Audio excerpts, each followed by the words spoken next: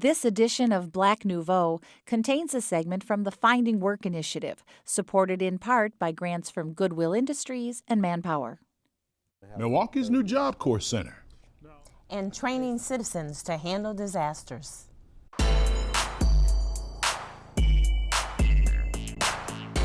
Good evening and welcome to this edition of Black Nouveau. I'm Milton Dockery. And I'm Faith Colas. We're glad you could join us. This week, we'll take a look at CERT, the Community Emergency Response Team, and meet one of the chefs working with First Lady Michelle Obama's effort to end childhood obesity. We'll also tell you how you can win tickets to Ma Rainey's Black Bottom, coming to the Milwaukee Rep. We'll look at African American First in Wisconsin. And speaking of first up this week, we want to examine Milwaukee's new Job Corps Center. A $28 million facility recently opened on the city's northwest side. This month's episode of Jobs features a profile of the center. It's important for me to be here because more than anything, Job Corps involves structure. The days are structured within the theme of honesty, integrity, and commitment. One kick at the cat, just remember that. If we find it later on or you're using and we walk in on you, you're going to get in trouble. You're going to get written up. Tell me about the welding equipment coming in. Absolutely. As you can see, we have our Lincoln welding power equipment that has just arrived.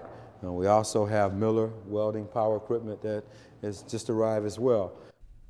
And we're joined now by Yolanda Randolph, admissions counselor at the Job Corps Center. Ms. Randolph, welcome. Thank you. Ms. Randolph, the center is very new. You're still recruiting. Tell us about that. Well, with recruiting for the Job Corps program, we're looking for youth ages 16 to 24. And with that, we're looking for students who maybe have not completed high school and need to continue on with their education, as well as those students who maybe have graduated from high school, but they're not quite sure what that next step for them is. With going into the job market, Job Corps would allow them to get the job training skills necessary to be competitive in the job market. Okay, and you're especially trying to get folks from Milwaukee. Talk about that also. One of the great things is that we're very fortunate in the city of Milwaukee.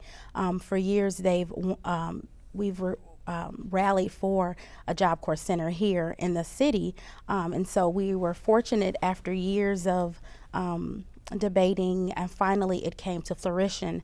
But we would like to see some of our Job Corps, the Milwaukee residents to take advantage of this great center that is now built and open for recruitment.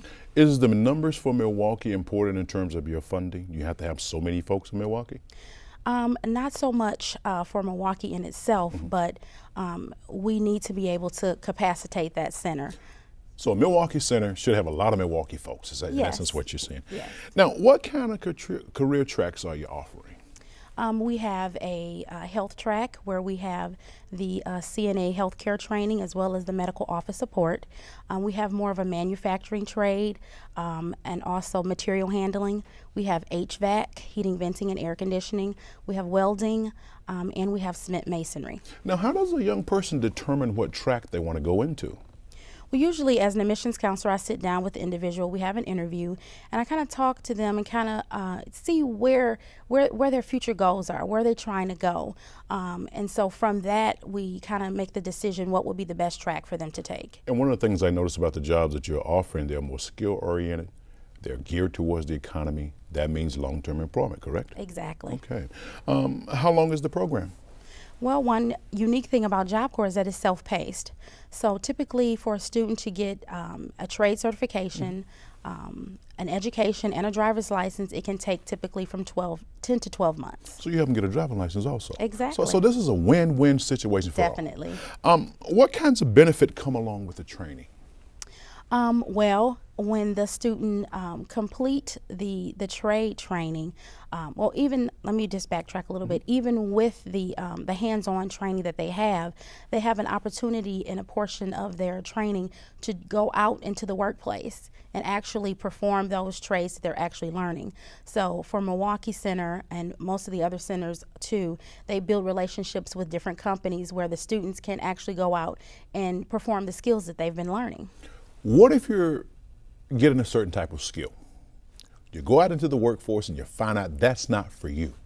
can you come back and be retrained? One thing that Job Corps does is that we suggest that our students pick 3 trades. Okay. Because they have a chance to explore a couple different trades before they make their final decision. So you get an opportunity. You set and choose 3 things.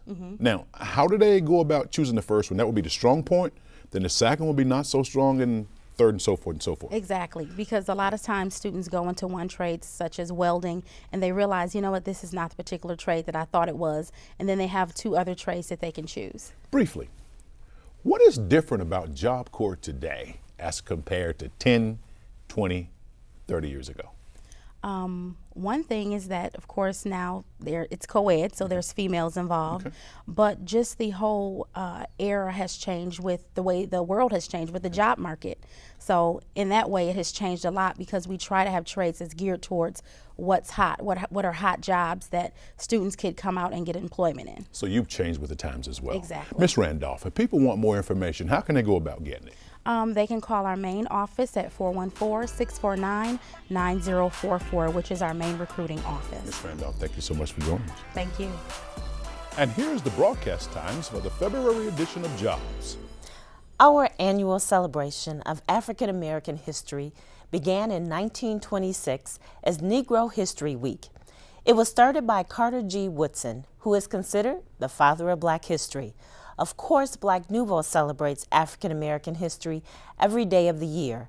Our Liddy Collins introduces us to an educator who wrote a book on African American First to help her students get more involved in studying the subject. Told you, this is the real deal right here. Okay, once you get to your 3rd draft. Why do we have to do this research paper? You know, these people are all dead. They have no connection to here. They're white. They just didn't see the relevance of it. So being the, good teacher, you try to motivate them, keep it real positive and say, no, you'll learn some great things, not just about dead people, but people around here in Kenosha as well and in Wisconsin. You're like, well, where is it? They didn't see it in the history books that we have. They're like, where is it? It's not here. So a journey was started to collect historical information and facts about Wisconsin's African Americans. Mr. and Mrs. Bonga was the first African American family to live in Wisconsin on Mackinac Island. St. Paul Missionary Baptist Church in Racine was Wisconsin's first Black church. Facts like these can be found in the book Racine educator Andrea Bell Myers wrote, answering her students' complaint about their history books not being relevant and not having meaning.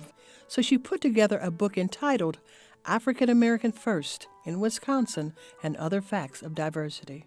I want to make sure that there were people in the book as well that they knew that had a direct connection to them, and they knew that it was very meaningful and powerful.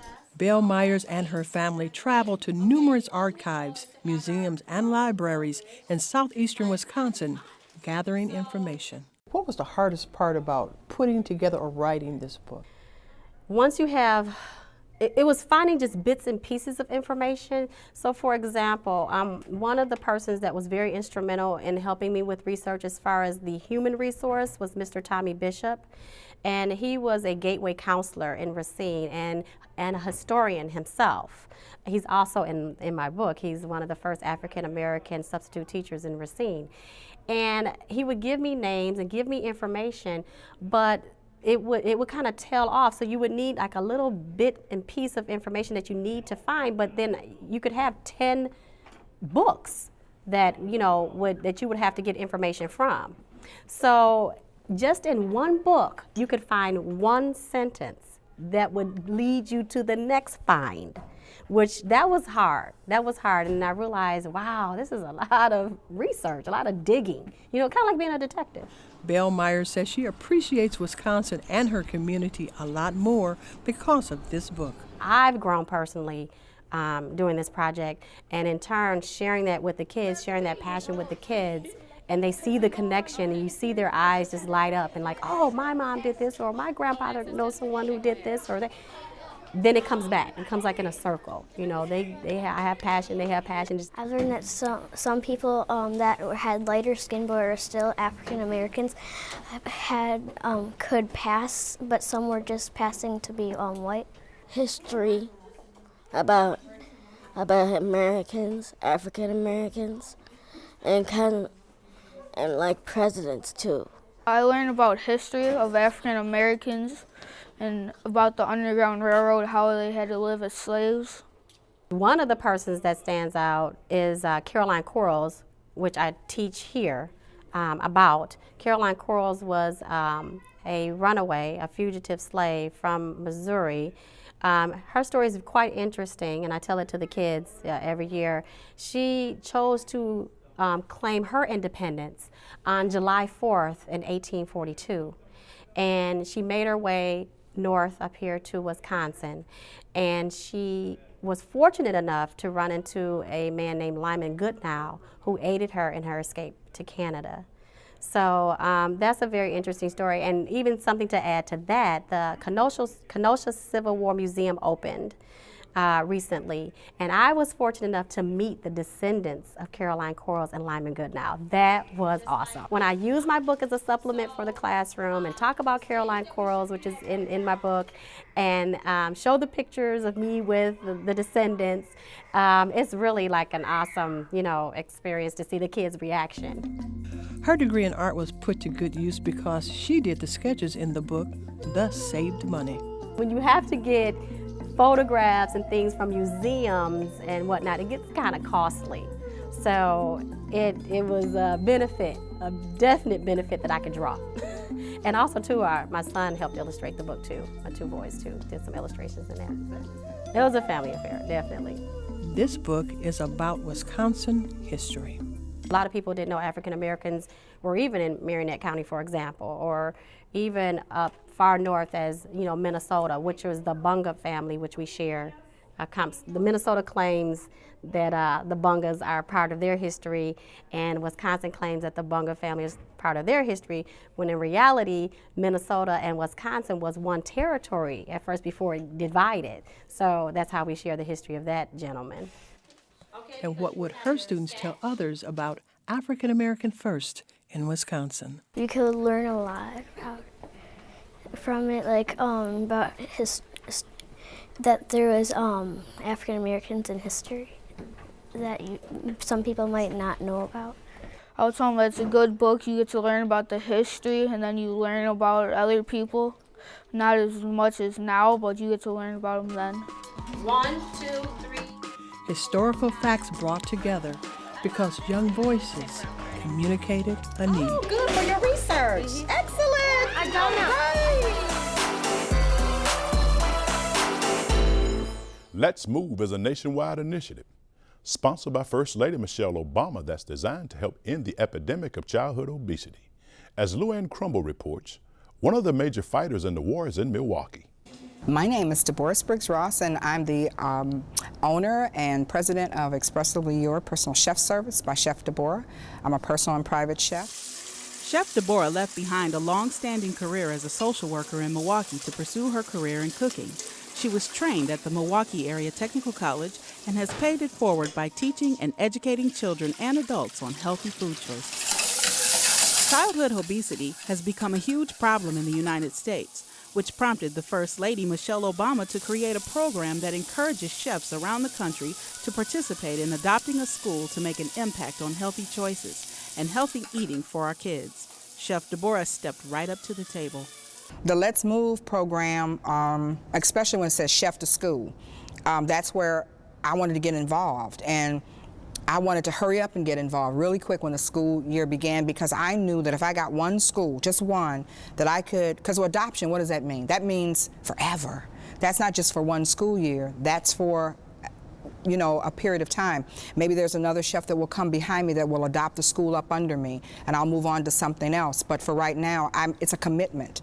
I'm able to come in the school of several hundreds of kids that are impacted, and that they'll take that information and mentor other children, and their families will mentor other families. And so we have a whole action plan of goals that we're set out to do from now until the end of the school year. And then by mid-year, we'll be planning to do even more things. We've got partners that want to partner and bring in healthy choice foods for the children, free of charge, just because they care so much about this Let's Move campaign. But it was given to us by Mrs. Michelle Obama Obama, she saw and knew and researched that this obesity in children is out of control. Chef Deborah has made herself a part of change by becoming one of the first chefs in Milwaukee to adopt a school as part of Michelle Obama's Let's Move program.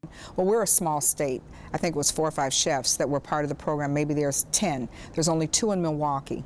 I happen to be the second person, and I can't wait.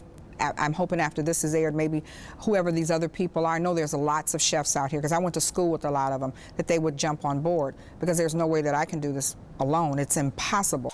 Chef Deborah has made a name for herself creating delicious, healthy foods for Milwaukee's elite. From major sports figures with the Milwaukee Brewers and Bucks to multi-millionaire clients, she has whipped up sensational dishes that have allowed her to follow her passion for healthy cooking. People need to be really, really educated, and then after they're educated, they need to learn how to taste, feel, shop, smell. They need to be a part of that whole from farm to table process. It really is a lack of education, because parents are so busy now. They really, really think that they cannot prepare a hot meal for their children on a daily basis, but I know that you can prepare a hot meal for the whole week. The African American community is known for eating rich, delicious meals that are also high in calories and contribute to many health issues. Chef Deborah believes education by consumers will change that. There has to be education. There needs to be chefs partnering with as many schools or community organizations where these issues are more prevalent to teach. Even if you're not, I cook only healthy food, but I didn't go to school for cooking healthy food. I took my own, I was the guinea pig. I weighed 185 pounds and I weigh 135. I went from a size 16 to a size 6. I went from borderline high blood pressure to no high blood pressure. I went from high cholesterol to perfect cholesterol. And so I know that it can be done. I know that you can take a person that's in their 30s and 40s and reverse the age process by, health-wise. So it has to be someone that has a skill set that gets involved and teaches. And parents want the best for their kids, but it is lack of education. No one's really cooking like they used to because they don't have the time, and then there's all these ready-made foods available. So we have to show people, again, from farm to grocer, from grocer to table. I've made a total life commitment. This is you sometimes don't know what your life, you say, well, what is my life supposed to be about? And I started out being a social worker and left the social work field after 20 years, and I always loved being a social worker, and I kind of felt a little bad when I left that, but now I'm a social activist for nutrition and food, and I'm still doing all the things I wanted to do in that that field. And now I'm doing what I really, really love, which is cooking and teaching. And so it's a win-win for me. It was a gift given to me. And so, but it is an activist role for chefs. Want this one?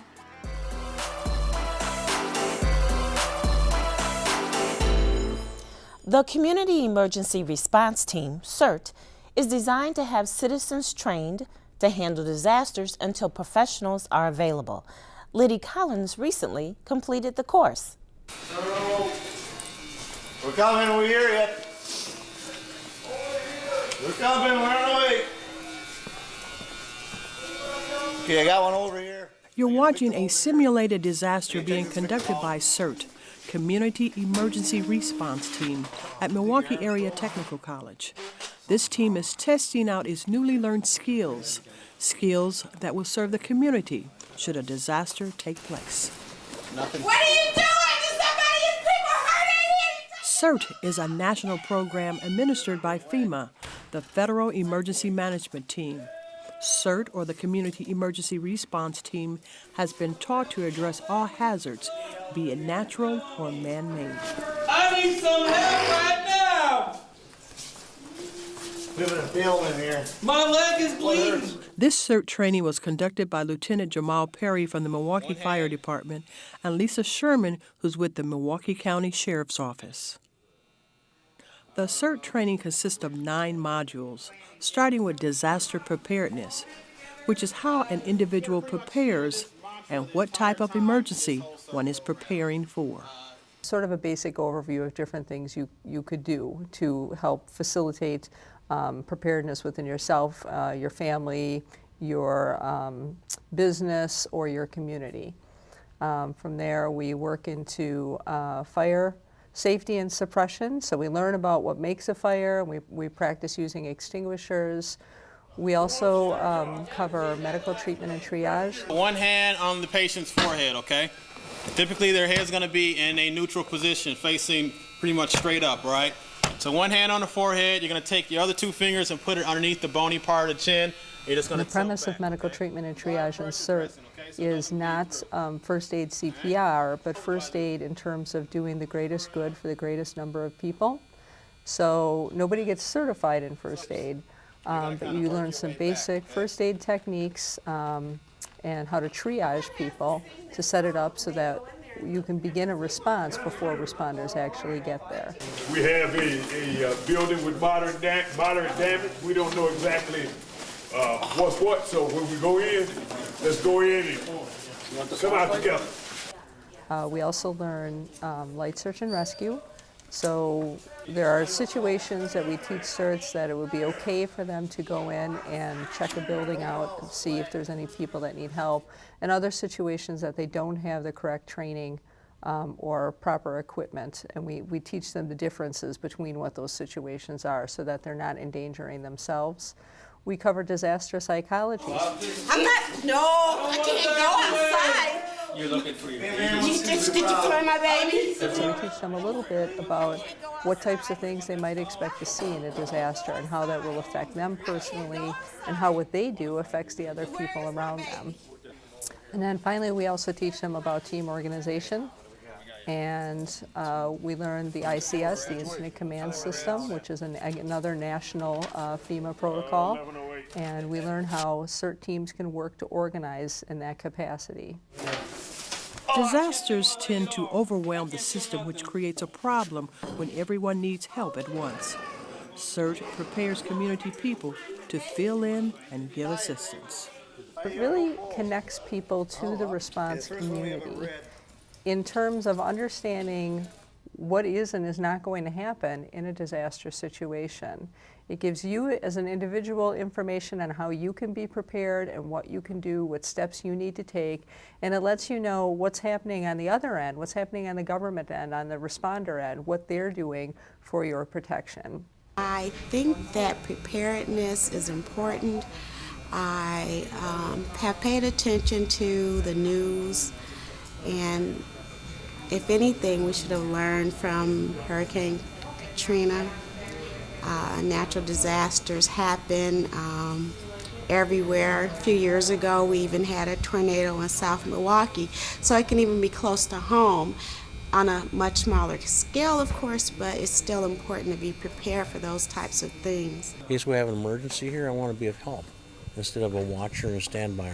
I'm taking the CERT training because I just want to be prepared, and be able to help other people. I'm learning a lot. I feel that the knowledge that I've received from this training, I can take home and be able to use it to help my family.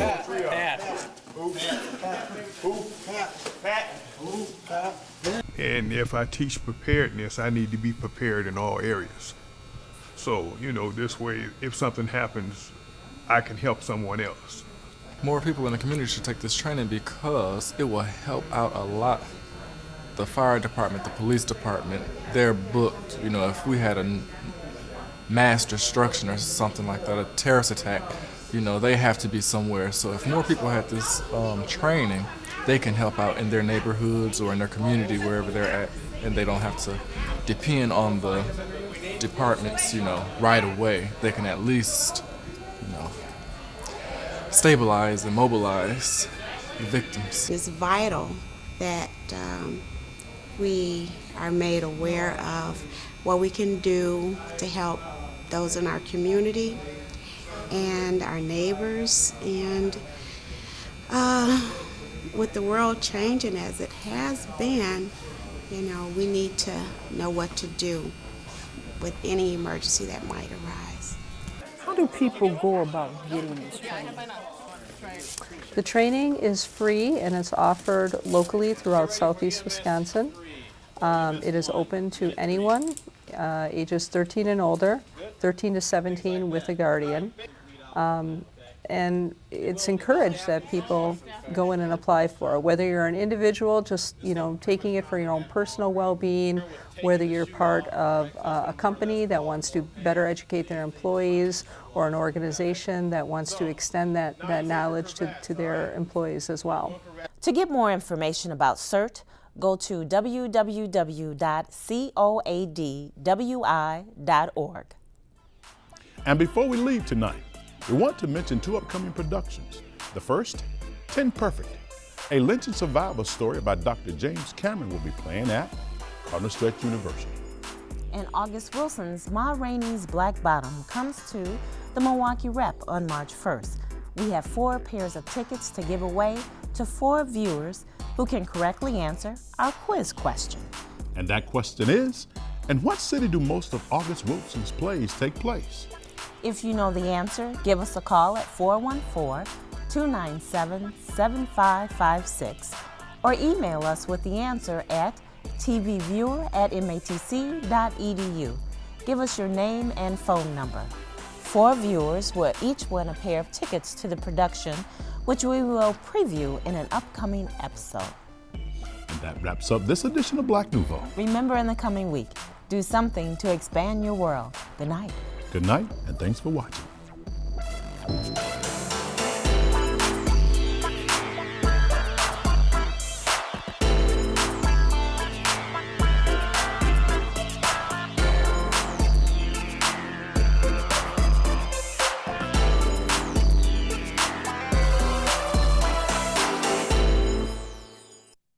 This edition of Black Nouveau contained a segment from the Finding Work Initiative, supported in part by grants from Goodwill Industries and Manpower.